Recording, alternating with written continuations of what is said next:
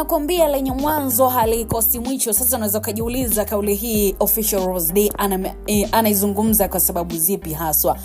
Bana, mimi niko na siri ambayo imefichuliwa. Unaambiwa kila lenye mwanzo halikosi mwisho, kwa sababu huu inaweza ukawa ni mwisho wa bwana mkubwa Diamond Platnumz katika industry ya music, kwa sababu anaonekana kupoteza ushawishi sivyo kawaida. Karibu sana mtazamaji wetu wa Biomedia, tuliangazia hili kwa undani kabisa. Nikukumbushe kusubscribe, kushare, kulike, lakini pia usiache kucomment. Ndivyo ambavyo tunaweza kusema kufuatia star wa Bongo Flava Diamond Platnumz kukaa muda mrefu bila kutoa album, kivuka hata matarajio aliyokuwa ameyaweka na baadhi ya mashabiki zake.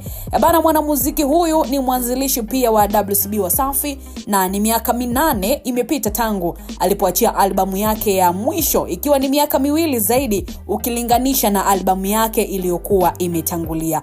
Nitakukumbusha kwamba mnamo Februari 2025 mwimbaji huyu alitangaza ujio wa albamu yake ya 4 ndani ya mwaka huu, akisema kwa asilimia kubwa itakuwa ya Bongo Flava, lakini hakutimiza ahadi hiyo.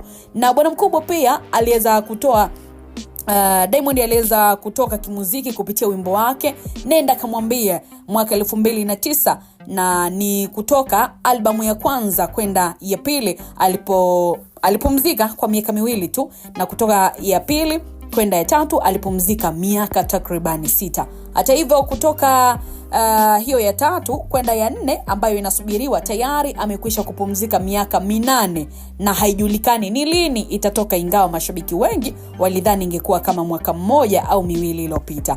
Albamu yake ya mwisho ni A Boy from Tandale mwaka 2018 chini ya Universal Music Group UMG, lakini hii ilijumuisha nyimbo zilizotoka kitambo kama Number 1 Remix mwaka 2014, Nana mwaka 2015 pamoja na Kadogo mwaka 2016.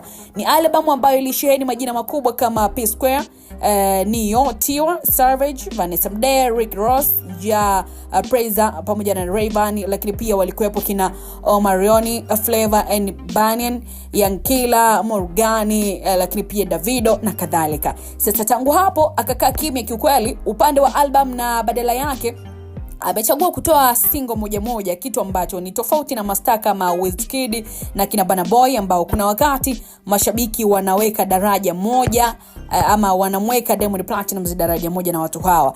Sasa mastaa hao kutoka nchini Nigeria hawajawahi kukaa miaka 6 hadi 8 bila kutoa album. Wao kila mara wanaachia album, na hii ni moja ya sababu ya kwao kuendelea kuwika zaidi kimataifa na hata kushinda tuzo kubwa vile vile. Sasa Wizkid ni mshindi wa Grammy Awards mwaka 2021. Hadi sasa ametoa album 6 ambazo ni Superstar mwaka 2011, Ayo mwaka 2014, Sounds from the Other Side mwaka 2017, lakini pia iko album ya Made in Lagos mwaka 2020, lakini pia album ya More Love pamoja na Less Ego mwaka 2022, pamoja na Morayo mwaka 2024. Kwa upande wa Burna Boy ametoa album 7, ikiwa ni album ya Life 2013, lakini pia iko album yake ya On Air, Spaceship mwaka 2015, Outside 2018, African Giant mwaka 2019, Twins as Tall mwaka 2020, lakini pia Love Damning mwaka 2022, I Told Them mwaka 2023, na Nothing of Weakness mwaka 2025. Sasa mtazamaji, ukiangalia mtiririko huo wa kazi zao, hakuna aliyekaa miaka 8 bila kutoa album kama Diamond Platnumz. Album zao zinapishana kati ya mwaka 1 hadi 3 na zimekuwa na matokeo mazuri sana sokoni. Mathalan album ya Wizkid hii ya Made in Lagos mwaka 2020 ilichaguliwa kuwania Grammy, nayo ya Burna Boy pia hii ya Twins as Tall mwaka 2020 ilishinda Grammy mwaka 2021, ikiwa ni baada ya ile ya nyuma ya kwake ya kuwania, ila haikupata ushindi. Sasa pengine bwana mkubwa Diamond Platnumz, mkali wa kibao cha Komasava 2024, angekuwa amepiga hatua kubwa zaidi kimuziki upande wa kimataifa kama angetoa album nyingine walau 3 zenye uzito sawa au zaidi ya A Boy from Tandale, lakini inavyoonekana hajataka kufanya hivyo tena, au hana nguvu hiyo kwa sasa, na labda ndio sababu badala ya kutoa album aliamua kuja na extended playlist kwa maana ya EP First of All mwaka 2022 yenye nyimbo 10 peke yake. Lakini First of All tukichambua mwaka 2022 au 4 kama wengi wanavyoiita, ni EP ambayo ilichanganya ladha mbalimbali za muziki wa Afrika kama bongo flava, afrobeat, soca ama piano pamoja na zouk. Lakini pia EP hiyo iliwashirikisha vocalist Pabkopa, Zuchu, Mbosso, tulimuona pia Jay Wills pamoja na Adekunle Gold. Lakini wengi wa wasanii hao ama wengi wao wengi wamezidiwa vitu vingi ukilinganisha na wale ambao walikuwapo katika albamu ya A Boy From Tandale. Sasa lengo kuu ni kuonyesha jinsi ambavyo Afrika ilivyobarikiwa vipaji.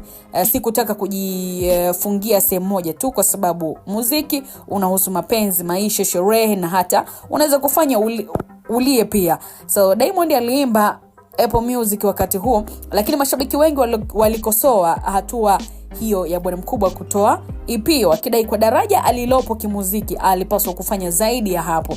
Hata hivyo yeye alijitetea kuwa huo ni utangulizi wa albamu ambayo hadi sasa haijaonekana. Diamond Platnumz ni mshindi wa tuzo 3, nitakukumbusha mtazamaji, tuzo 3 za MTV Europe Music Award. Album zake 2 za mwanzo ni Kamwambia 2010, Lala Salama 2012, aliyokuwa na nyimbo maarufu kama Moyo Wangu, Mawazo na kadhalika. Lakini nitakukumbusha kwamba kwa mwaka uliopita baadhi ya wasanii wa bongo flava walitoa album ni Darasa, Take Away, The Pain, J Melody, Addiction, lakini pia Lady JD, Silver pamoja na Monison Trozon, Watoto wa Mtaani na kadhalika. On the other side, kwa upande wa EP kulikuwa na Ned Music, The Voice of the Island, Lava Time, lakini pia Yummy After All, yuko Fina na Melon Therapy pamoja na Juksi, A Day to Remember, Mbosso na Room Number 3 na kadhalika. So tunatamatisha hivyo kwa kuangazia upande wa bwana mkubwa kwamba ni kama amedrop, lakini pia amepoteza ushawishi fulani hivi katika mitandao ya kijamii. Mimi natamatisha mtazamaji wetu, ukiwa na la kuzungumza moja kwa moja tuungane na mimi upande wa comment section katika kuandika maoni yako. Uwe na wakati mwema, bye bye.